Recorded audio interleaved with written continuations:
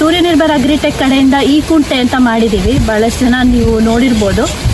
ಈ ಕುಂಟೆನೆ ಬಹಳಷ್ಟು ಇಂಪ್ರೂವ್ಮೆಂಟ್ಸ್ ಮಾಡಿದೀವಿ. ಬಹಳಷ್ಟು ಬದಲಾವಣೆಗಳು ರೈತರಿಗೆ ಅನುಕೂಲ ಆಗೋ ತರ ಮಾಡ್ಕೊಟ್ಟಿದೀವಿ. ಯಾಕೆಂದ್ರೆ ಸ್ಥಳದಿಂದ ಸ್ಥಳಕ್ಕೆ ಮತ್ತೆ ಉಪಯೋಗಿಸೋರು ಅಷ್ಟೇ, ವಯಸ್ಸಾದವರು, ಹೆಣ್ಮಕ್ಳು ಎಲ್ಲ ಉಪಯೋಗಿಸೋದು ಬೇರೆ ಬೇರೆ ರೀತಿಲಿ ಇರುತ್ತೆ. ಅದಕ್ಕೆ ಸುಲಭ ಆಗೋ ತರ ಬಹಳಷ್ಟು ಬದಲಾವಣೆ ಆಗಿದೆ.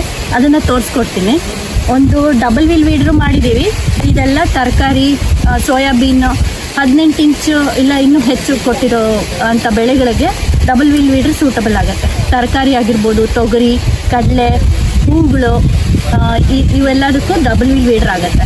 ಅದೇ ಸಣ್ಣ ಸಾಲುಗಳಿಗಾದ್ರೆ ರಾಗಿ, ಶೇಂಗಾ, ಜೋಳ ಕೆಲವೊಂದು 1 ಅಡಿ ಅಷ್ಟೇ ಸ್ಪೇಸಿಂಗ್ ಕೊಟ್ಟಿರ್ತಾರೆ.